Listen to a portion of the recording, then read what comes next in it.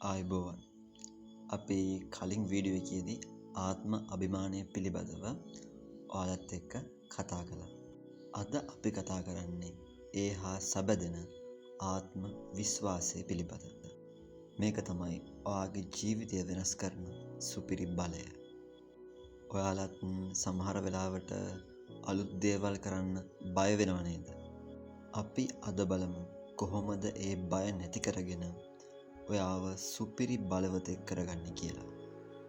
ඇත්තටම ආත්ම විශ්වාසය කියන්නේ මොකක්ද? සරලවම කිව්වොත් මට මේක කරන්න පුළුවන් කියන දැඩි විශ්වාසය තමයි ආත්ම විශ්වාසය ලෙස අපිට හඳුනා ගන්න පුළුවන්. ඔයාගේ හැකියාවන් ගැන, ඔයාගේ තීරණ ගැන ඔයාට තියෙන ඒ ශක්තිමත් විශ්වාසය ඔයාව ඕනෑම අභියෝගයකින් ජයග්‍රහණය කරන්න සමත් වෙනවා. ඉතින් අපි අද කතා කරමු මේ සුපිරි බලය වෙච්ච ආත්ම විශ්වාසය අපි ඇති කරගන්නේ කොහොමද කියලා.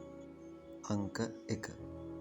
පළවෙනි දේ තමයි ඔබ ඔබවම අගය කරගන්න. විශේෂයෙන් ඔයාගේ හොඳ ගුණාංග මොනවද කියලා හඳුනගන්න. ඔයාගේ නිර්මාණශීලීභාවය, ඔයාගේ කාරුණිකභාවය, යහපත් ගතිගුණ ගැන හිතලා සතුටු වෙන්න.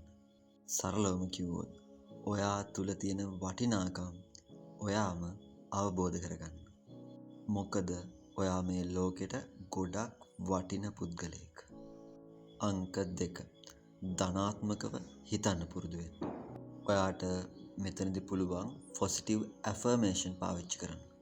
උදාහරණයක් විදිහට කන්නඩියක් ඉස්සරහට ගිහිල්ලා මම දක්ෂයි, මම පරිපූර්ණයි, මම ලස්සනයි, මම ජීවිතය සාර්ථකයි, ඒ වගේ වාක්‍ය, ධනාත්මක වාක්‍ය ඔයා විසින් ඔයාටම කියන්න.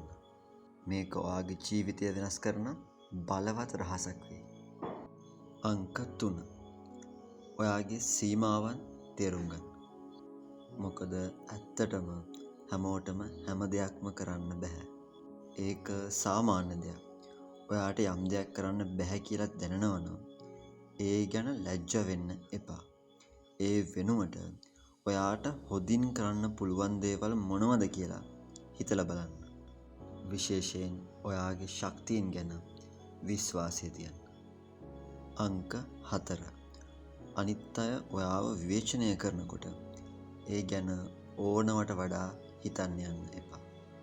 ඔයා කරන්නේ නිවැරදි දෙයක් නම්, ඔයාට ඔයා ගැන විශ්වාසයි නම්, ලෝකයක් එරෙහුණත් ඔයාගේ විශ්වාසය නැති වෙන්න දෙන්න එපා. අංක 5. ඔයාගේ ජයග්‍රහණ මතක තියාගන්න. උදාහරණයක් විදිහට ඔයා ජීවිතය කරපු හොඳ දේවල්, ඔයාගේ ජයග්‍රහණ මතක් කරලා සතුටු වෙන්න. මොකද ඒ පුංචි දේවල් වුණත් ඔයාගේ වටිනාකම ඔයාට පෙන්වනවා. ඒ අත්දැකීම ඔයාට ඉදිරියට යන්න ලොකු ශක්තියක් වෙනවා. අංක 6. අලුත් දේවල් කරන්න ඔයාට එන ජීවිතයේ අභියෝගවලට කවදාවත් බය වෙන්න එපා. අසාර්ථක වෙයි කියලා හිතලා අලුත් දේවල් නොකර ඉන්නත් එපා. මොකද අසාර්ථක වීම කියන්නේම අපට අත්දැකීමක්. ඒකෙන් ඔයාට අලුත් දේවල් ඉගෙන ගන්න පුළුවන්.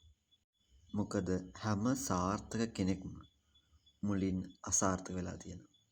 ඒක සාමාන්‍ය දෙයක්. අංක 7. ඔයා ගැන හොදින් කතා කරන්න.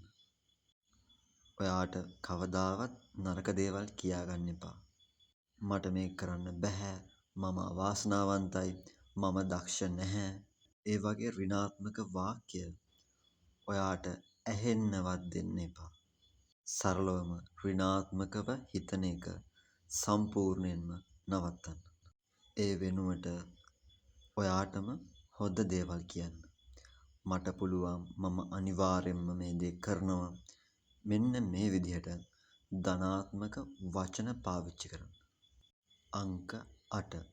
ඔයාගේ කායික හා මානසික යහපැවැත්ම පිළිබඳව අවධානය යොමු කරන්න. කායික යහපැවැත්ම කියලා කියන්නේ හොඳ පෝෂ්‍යදායී ආහාර වේලක් ගන්න. කෘත්‍රිම රසකාරක වලින් ඈත් වෙලා පුළුවන් තරම් ස්වභාවික දේවල් තමන්ගේ කෑම වේලට එකතු කරගන්න. ඒ වගේම ව්‍යායාම කරන්න පුරුදු වෙන්න. ඒ දේ ඔයාගේ ජීවිතයට පොසිටිව් එනර්ජි එකක් අනිවාර්යෙන්ම ලබා දෙනවා. මානසික යහපැවැත්ම අපිට මේ විදිහට අර්ථ දක්වන්න පුළුවන්. මොකද අපිට කොච්චර සල්ලි තිබ්බත් වැඩක් නැහැ. අපි ඉන්නේ දුකින් නම්.